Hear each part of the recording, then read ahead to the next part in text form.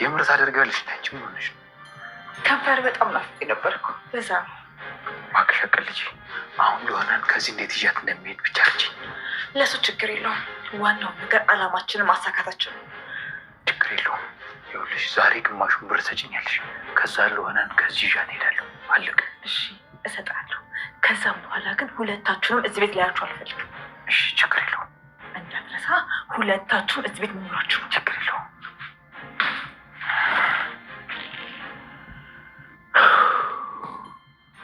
ወይኔ ልሆና፣ ወይኔ ጫወተብኝ እንዴ! ቆይ ሻው ማን ነው የሚታመነው? እሱም እዚህ ምዛ ማለት ይወዳል ማለት ነው? እሺ በፈጣሪ አሁን ማን ነው የሚታመነው? ማንን ነው ማምነው? ይሄ ክስክስ ሜራን ነፍሰ ጡር እንዳልሆነች ሮቤል አወቀባት።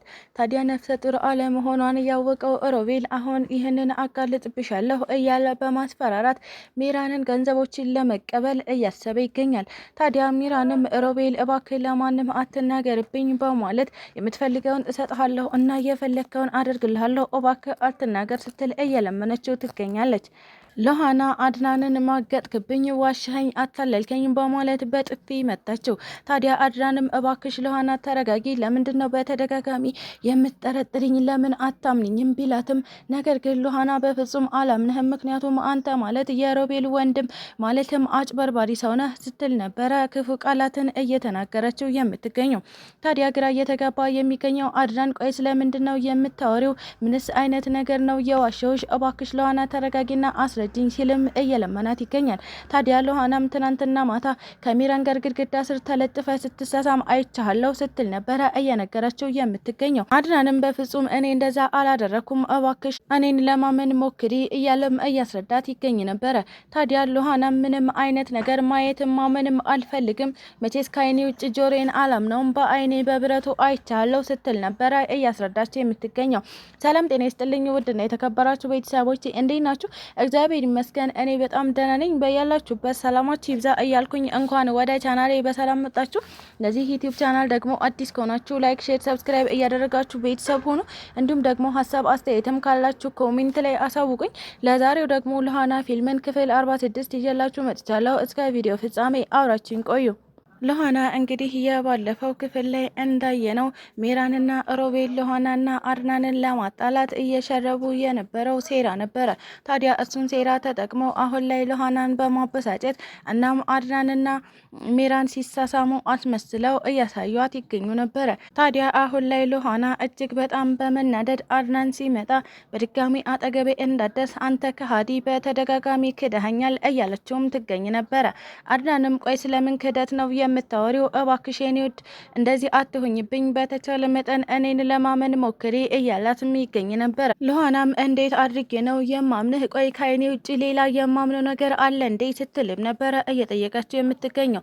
አድናንም ቆይ ስለምን አይን ነው የምታወሪው? የዛን ሰዓት እኮ የሚራን ሴራ ነው እንጂ እኔ በፍጹም ልስማት አልነበረም እያለም ለማስረዳት እየሞከረ ይገኛል።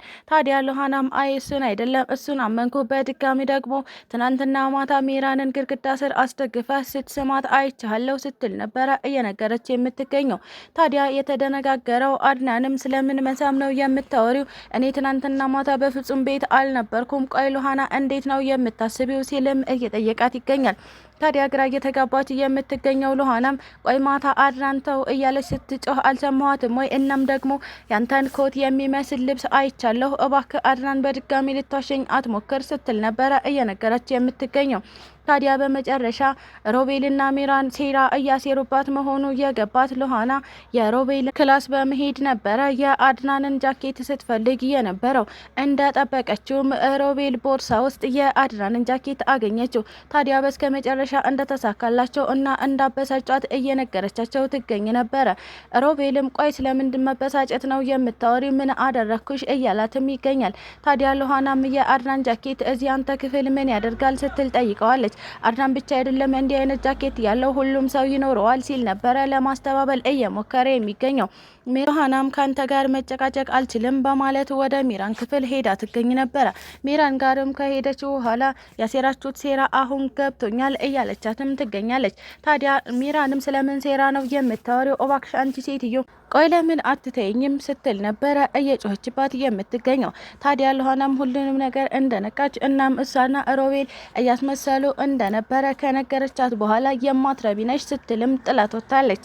ሮቤል በስከ መጨረሻ የሚራንን የተደበቀ ሚስጥር አወቀባት። እሱም ምንድነው ሚራን ነፍሰ ጡር አለመሆኗን። ታዲያ አሁን ላይ ነፍሰ ጡር ያልሆነችው ሚራን ሮቤል ልጅ እንደገባችም ጭምር እየታየ ነው። ሮቤልን በድጋሚ ከኔ የተለየ አንድ እርምጃ ብትራመጂ እያንዳንዱ ሚስጥርሽን ዝርግፍግፍ አድርጌ እናገራለሁ እያለ ማስፈራራቱን ቀጥሏል። ታዲያ ሚራንም እባክህ ሮቤል እኔ ሁሉ ነገር ከታወቀ ከዚህ ቤት እባረራለሁ፣ ሁሉም ነገሬ ይበላሻል፣ እናም ደግሞ ሉሃና አድናንን ትወስድብኛለች እያለችው እየለመነችውም ትገኝ ነበረ። ሮቤልም ይህንን ነገር እንዳላወጣብሽ ከፈለግሽ እያንዳንዱ የምፈልገውን ነገር ታደርግልኛለች ሲልም በወጥመዱ እያስገባት ይገኛል። ታዲያ ሚራንም እሺ ሮቤል የምትፈልገው ገንዘብ ነው አይደል? ገንዘብ እሰጥሃለሁ ስትል ነበረ ቃል እየገባችለት የምትገኘው።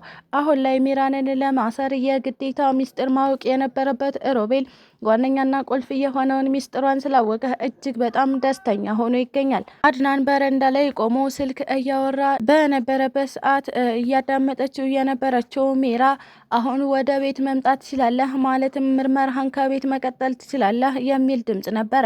ታዲያ ሚራም ይህንን ድምጽ ስትሰማ ስለምን ምርመራ ነው የሚያወራው ብላ እጅግ በጣም እየተጨነቀች ትገኛለች።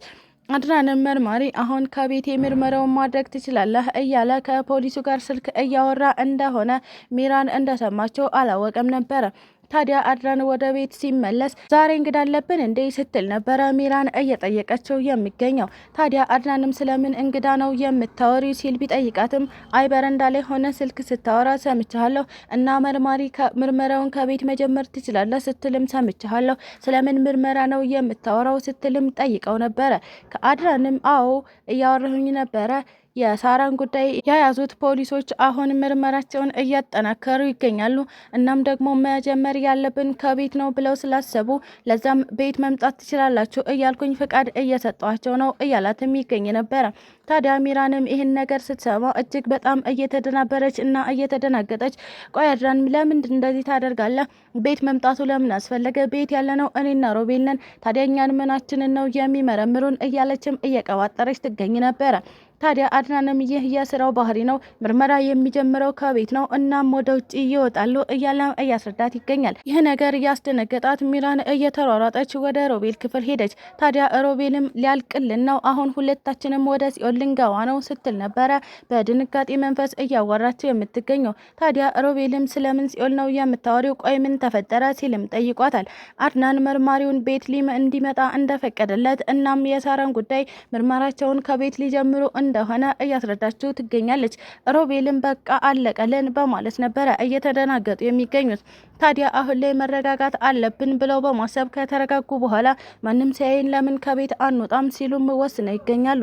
ሮቤልና ሚራን ተያይዘው ከቤት ለመውጣት ሲሉ ነበረ በድንገት በራቸው የተንኳኳው። ታዲያ በሩን ደፍረው ለመክፈት እየተሰቀቁ የሚገኙት ሁለቱ ጥንዶች አሁን ላይ በር ከፍተው ሲያዩ ፖሊሶቹ ቀድመዋቸው እየመጡ ይገኙ ነበረ።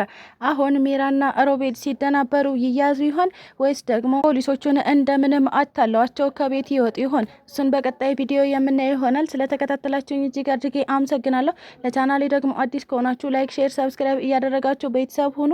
እንዲሁም ደግሞ ሀሳብ አስተያየትም ካላችሁ ኮሜንት ላይ አሳውቁኝ። ኢትዮጵያ ለዘላለም ትኑር እያልኩ እሰናበታችኋለሁ።